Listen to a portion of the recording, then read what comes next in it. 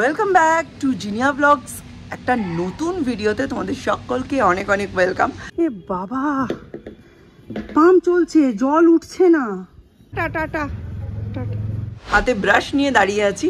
সৌর্যকে ইদানিং আমি কি করছি, অয়েল ম্যাসাজ দিচ্ছি ঘুম থেকে ওঠার পরেই, আর তারপরেই সৌর্যকে ব্রাশ নিয়ে ছাতে নিয়ে চলে আসছি। তাতে কি হচ্ছে, সূর্যের তাপে ভালো করে গায়ের মধ্যে মানে তেলটা বসেও যাচ্ছে, আর স্নানটা করাচ্ছি স্কুল থেকে আসার পরে। আর এই তেলগুলো খুব একটা ভারী হয় না, তো সেই কারণে খুব ভালো একটা হিট পাচ্ছে। এক্ষুনি এখানে দুটো বুলবুলি পাখি বসেছিল, ভাবছিলাম ক্যামেরাটা ঘোরাবো, তারপর ভাবলাম যেই ক্যামেরা ঘোরাবো ওনারা তো পালিয়েই যাবেন, তো আলটিমেটলি চলেই গেলেন না, আর উনি থাকলেন না। যাই হোক, এখন প্রচণ্ড কড়া হিট। সৌর্যও চলে গেছে ব্রাশ ট্রাশ করে নিচে। সৌর্য এখন একটুখানি ঠান্ডায় বসুক, মানে নর্মাল, এই সময় পাখাও চালাবে না, এসিও চালাবে না, জানলা দরজা খোলা থাকবে, নর্মালি বসবে। তারপর আমি ওকে গিয়ে সকালে ব্রেকফাস্টটা দেব। রান্নাঘরের এই অংশটাকে প্রত্যেক দিন ডিপ ক্লিন করতে হয় আমাকে। ডিপ ক্লিন করার পর এখানে খানিকটা অংশ আমি ছেড়ে রেখে দিয়েছি। এখন আমি কিছুই করব না, খালি সৌম্যর চাটা গরম করে সৌম্যকে চাটা দিয়ে আমি সৌর্যকে নিয়ে স্কুলে বেরিয়ে যাব। সৌর্যদের স্কুলে কিন্তু নার্সারির সিলেবাস খুব হার্ড। নার্সারির অ্যানুয়ালের সিলেবাসে অ্যান্ট, ক্যাট, ব্যাট, ডগ। গরমে এর থেকে বেটার স্টাইলিং আমার আর জানা নেই। চুলটা সুন্দর করে মানে একদম আটকে নিয়েছি, আর এইটা পরে, এটা তো দেখেইছো প্রত্যেক দিন এটাই নর্মালি পরি। এইগুলো হচ্ছে যাতায়াতের জন্য একদম রেডি টু গো। খুব ভালো একটা ড্রেস, কমফোর্টেবল। বাচ্চা কাচ্চাকে নিয়ে যত হ্যান্ডস ফ্রি থাকবে তত ভালো। আমার তবু তো হাতে ক্যামেরা থাকে, ব্যাগের মধ্যে পুরে নিই। আর এখন নৈহাটিতে সাংঘাতিক টোটোর আবার মানে অ্যাক্সিডেন্ট শুরু হয়েছে। যতজন মানুষ, প্রত্যেক মানুষ পিছু 3টে করে টোটো।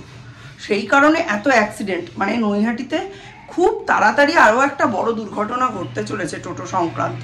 মিস্টার বিশাল আমায় বলছিলেন একদমই কিন্তু টোটোর মধ্যে ভিডিও করো না। আমি কিন্তু দেখছি তুমি এর মধ্যে একদিন করেছো। না না না না, আর করবো না, আমি ভুল করে ফেলেছিলাম।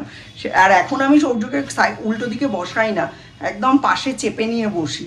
কয়েকটা বাচ্চা কাচ্চাকে যা দুরন্ত হয়েছে না, কখন যে সৌর্যের মধ্যেও এটা ছড়িয়ে যায় বলার মানে বুঝতে পারা যাচ্ছে না। টিফিন তো কেনা হলো, এবার যাওয়ার পালা, কিন্তু টোটো পাওয়া যাচ্ছে না। এই সময়টা টোটোর খুব আকাল থাকে, সব স্টেশন যায়, স্কুলগুলো তো সব ওপারে। ডমিনোজ যাবে, ডমিনোজ। আজকে যেমন খাই রাক্ষসে রোদ উঠেছে, সেই রকম জ্যাম। ঠিক 10:27 উঠেছি আমি টোটোয়, আর টোটো থেকে মাদার্স ল্যাপে গিয়ে নামলাম যখন, তখন বাজে 10:47। ভাবতে পারছো এতক্ষণ টোটোতে। ভেতর দিয়ে হেঁটে আসলে মোটা হার্ডলি আমার হেঁটে ভেতর দিয়ে আসলে 7 মিনিট লাগে, সেখানে টোটোতে এতক্ষণ লেগে গেল। প্রচণ্ড জ্যাম। সিভিক ভলেন্টিয়ার্সগুলো তো নর্মালি যেরকম ওই টাকা খাওয়ার সময় আছে, বাকি অন্য কোনো সময় নেই, কিচ্ছু কন্ট্রোল করতে পারছে না। ওখান দিয়ে বয়েজ, কাতায়নি, সেন্ট লুক সমস্ত স্কুলের স্টুডেন্টরা তো সব ওই সময়টায় পাস করে। ট্রাফিক ভলেন্টিয়াররা ওইখানে মেনটেন করতে পারছে না, তার উপর একটা ওই স্বর্গদ্বারের যাওয়ার ভ্যান, মানে ডেড বডি নিয়ে যাওয়ার গাড়ি ঢুকেছে, একটা বড় গাড়ি ঢুকেছে, আর টোটো এদিক দিয়ে ওদিক দিয়ে সেদিক দিয়ে, মানে একদম 6 লাখ। মধ্যিখান থেকে 2 চাকার যত সাইকেল আছে সুযোগ পেলেই ভেতরে ঢুকিয়ে দিচ্ছে, আর যেই একটু ঠোকা লেগে যাবে তিনি হয়ে যাবেন সিনিয়র সিটিজেন। উনি আবার টোটোওয়ালাদের থ্রেট দিচ্ছেন, মানে হুমকি, সেই হুমকি আবার খিস্তিপূর্ণ হুমকি। হ্যাঁ, কিন্তু যেই ধাক্কা লেগে যাবে উনি হয়ে যাবেন সিনিয়র সিটিজেন।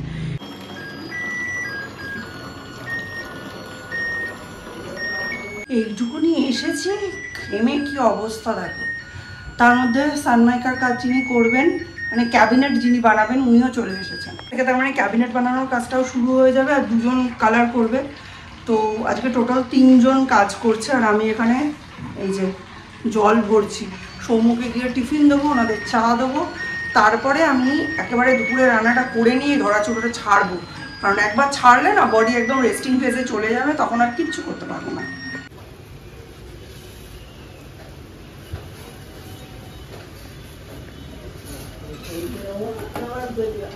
সৌর্যকে বলা হয়েছে এটা হচ্ছে ওর শাস্তি দেওয়ার রুম। ও যদি বদমাইশি করে ওকে এখানে শাস্তি দেওয়া হবে, ঢুকিয়ে রাখা হবে, এটা বলা হয়েছে সৌর্যকে।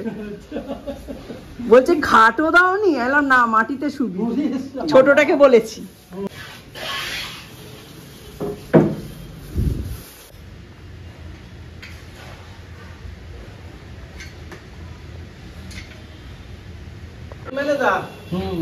আর একটা ছেলে ওই যে শাল কাজের মুডে রয়েছি, ঝটপট কাজ হচ্ছে।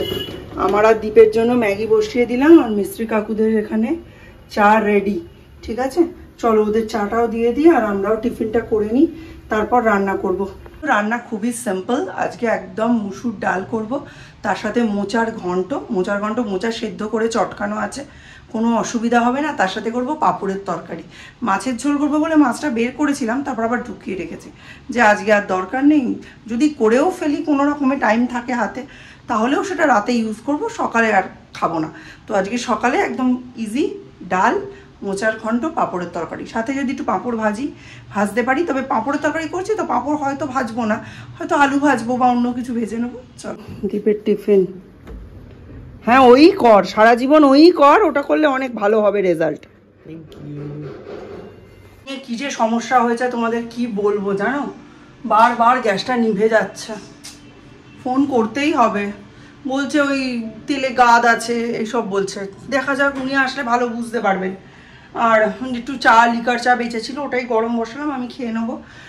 আর সৌম্যকে আজকে আমি পাঠাচ্ছি কল্যাণী সেন্ট্রাল মডেলে। ওদের আজকে রেজিস্ট্রেশনের ফিস জমা নেবে, 4 তারিখের মধ্যে জমা নেওয়ার কথা। এবার সেই হিসাবে ওর বৃহস্পতিবার গেলে স্কুলে ভালো হতো, কিন্তু আজকে ওদের তুহিন স্যার পড়াচ্ছেন না, ও সকালটা পুরো ফাঁকা। তাই আমি বললাম আজকেই গিয়ে তাড়াতাড়ি করে রেজিস্ট্রেশন ফিটা জমা দিয়ে আসতে। ছোট ওভেনটাই বারবার নিভে যাচ্ছে, এইটা কম হচ্ছে, বাট এটাও হচ্ছে মাঝে মধ্যে। দেখেছো জ্বলছে কি জ্বলছে না কেউ বলতে পারবে না।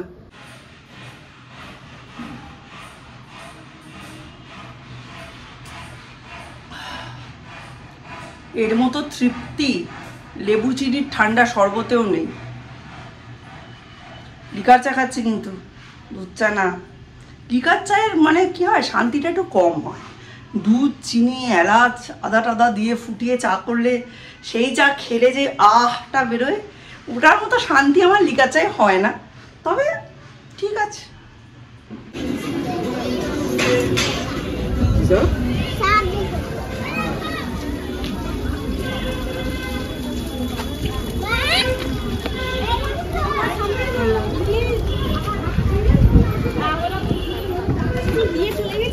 হ্যাঁ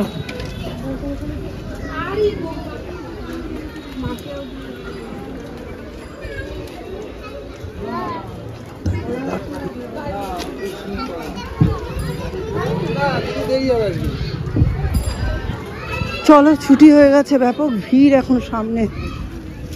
দেখি সৌর্যকে নিয়ে বেরোই। মহালয়া উপলক্ষে কত বাজি উঠেছে, বাপরে বাপ।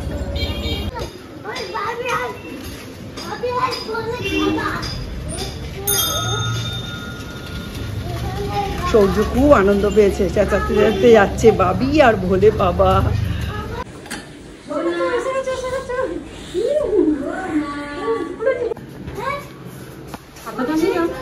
দেখো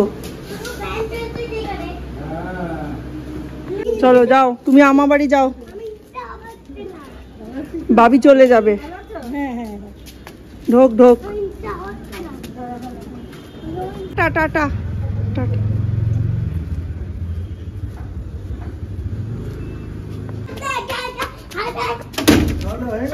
না না, ও এখন ম্যাগি আর ইয়ে খেলো, পান্তুয়া খেলো। আর জল তুলছি, ভর্তি হচ্ছে না নাকি, কি যে অবস্থা। দেখি তো জল আছে কিনা। মা এ তো পুরো ফাঁকা, আবার জল তুলতে হবে। বিশ্বাস এখন একদম জল তোলেন না, একটুও ট্যাঙ্কিতে জল নেই। দিদি স্নান করতে গিয়ে বলছে কারেন্ট জল তোলো। এখানে ভাজা হচ্ছে মাছ, আর এখানে ভাজা হচ্ছে মোচার আলু। গরমে একেবারে দেখার মতো চেহারা হয়েছে প্রত্যেকের।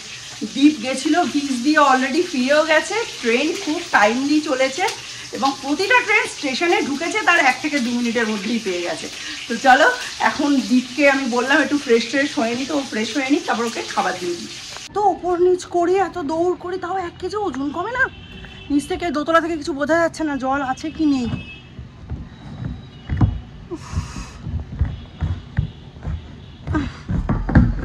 তো জল ঢুকছেই না। এ বাবা, পাম্প চলছে জল উঠছে না, এ আবার কি নতুন সমস্যা তৈরি হলো। সেই জন্য অ্যাকোয়াগার্ড দিয়ে জলও পড়ছে না। চলো মোচার ঘন্ট একদম রেডি। এই যে একটু ঘি গরম মশলা দিলাম। মোচার ঘন্ট একটু মিষ্টি মিষ্টি না হলে, ঘি গরম মশলা না পড়লে খুব একটা ভালো লাগে না, আর নারকেল কোড়া পড়লে তো অমৃত হয়ে যায়।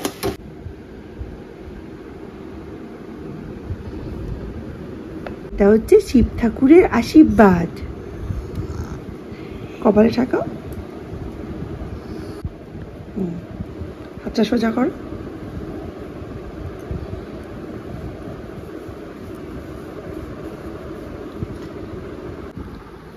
প্রসাদ মাথায় ঠেকিয়ে তারপর খেতে হয়। মাথায় ঠেকিয়ে নিয়েছিল। খাও।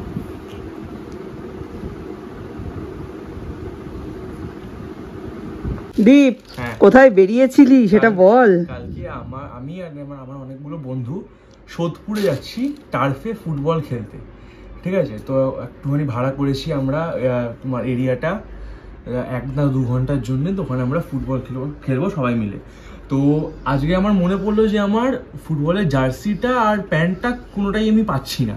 আমি খুঁজলাম, পেলাম না। জুতোটা মা সকালে বের করে রেখেছে, তো আমি যখন পাচ্ছিলাম না একটা নতুন কিনে এনেছি। এই এখন গেছিলাম কিনে আনলাম। এটা হচ্ছে প্যান্টটা, সাদা প্যান্ট। আমি দেখলাম সাদা ছাড়া ওখানে ভালো অপশানস নেই। এটা হচ্ছে ফ্রান্সের, ঠিক আছে। শর্টসটা হচ্ছে ফ্রান্সের। আর আমি দেখলাম আমার যা বাজেট অ্যালটেড ছিল ওর মধ্যে আরো 2খানা জার্সি হয়ে যাচ্ছে, তো আমি 2খানা জার্সি নিয়ে চলে এসেছি। একটা হচ্ছে এই যে ম্যানচেস্টার সিটি, যেটা আমার কাছে ছিল, যেটা আমার এটা এত সুন্দর ছিল না। এটা একটুখানি, এটা বেটার, এটা ডিপ কালার একটুখানি। আরেকটা এনেছি হচ্ছে এই যে পর্তুগালের। France, Manchester city, Portugal. হ্যাঁ, এ কি রে, কোন দেশের হয়ে খেলছিস তুই? 3টে। সকাল থেকে একের পর এক ধকল যাচ্ছে বন্ধুরা, কিচ্ছু মানে ভালো লাগছে না।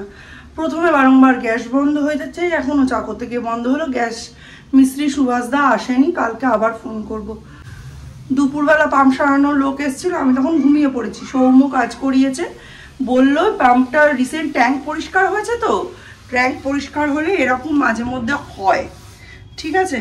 তো সেটা ঠিক করে দিয়ে গেছে, 100 টাকা নিয়ে গেল। সব সৌম্য নিজের থেকেই করেছে, আমাকে আর ডাকিনি। আমি উঠেছি, ওঠার পর থেকে হন্যে হয়ে আমার চার্জার খুঁজছি। সে চার্জার খুঁজেই যাচ্ছি, পাচ্ছি না। সব তোল ঘন্ট করে ফেললাম চারিদিক। পাকার পরে বারবার সৌর্যকে বলছি, সৌর্য একটু খোঁজ। সে তো নড়ে বসে না, তাকে সেই ঠেলে গুঁতিয়ে খুঁজে বের করতে পারছি না। তারপর সৌর্য কাছে পটিতে দীপকে বলছি তাড়াতাড়ি করে খুঁজতো, দেখে ওর প্যান্ট যেখানে ছেড়ে গেছে সেইখানে রয়েছে। মানে ততক্ষণে আমার মাইগ্রেন শুরু হয়ে গেছে, মানে এত মাথা এখন ব্যথা করছে, মানে তোমাদের আমি বলে বোঝাতে পারবো না। এই সমস্ত ঝামেলা রবিবারে হতে পারে, কিছুতেই হবে না। মিস্ত্রি দাদাদের জিজ্ঞেস করলাম কতদিন আর কাজ চলবে, বললো আমরা কিছু বলতে পারছি না, আমাদের কাছে সঠিক ইনফরমেশন নেই আর কি বাকি। মানে এবারে পুজোটা যে কি কাটবে আমি বুঝতেই পারছি না, এত বিরক্তিকর লাগছে। চলো মিস্টার বিশেষের চাটা মিস্টার বিশেষকে দিয়ে দিই। আর আজকের এই ব্লগটা আর লেন্দি করলাম না, আজকের ব্লগটা এখানেই শেষ করছি। দেখা হবে নতুন ইন্টারেস্টিং ব্লগে, ততক্ষণের জন্য check the mic and make sure it sound right, boys.